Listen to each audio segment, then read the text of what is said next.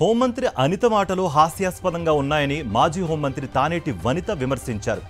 రాష్ట్రంలో రాజకీయ దాడులు జరుగుతుంటే ఎందుకు స్పందించడం లేదని ప్రశ్నించారు. నోటికొచ్చినట్లు దిగజారుడు మాటలు మాట్లాడడం అనితకు తగదన్నారు. వైఎస్ఆర్సీపీ నేతల ఆస్తులు విగ్రహాలు ధ్వంసం చేస్తుంటే ఎందుకు మౌనంగా ఉంటున్నారని నిలదీశారు.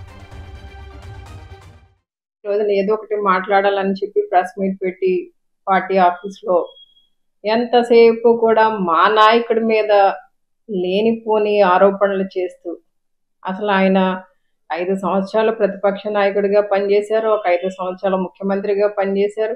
ఈ రోజున ఎంత జనాదరణ ఉంది అన్న విషయం కూడా మర్చిపోయి ఏకవచనంతో గౌరవ మర్యాదలు లేకుండా, మహిళని కూడా లేకుండా ఆవిడ మాట్లాడే విధానం చూస్తుంటే చాలా బాధ అనిపిస్తుంది. ఈ రోజున మరి అనిత గారు పెట్టిన ప్రెస్ మీట్ని నేను తీవ్రంగా ఖండిస్తున్నాను. ఆవిడ వ్యాఖ్యలను ఖండిస్తున్నాను.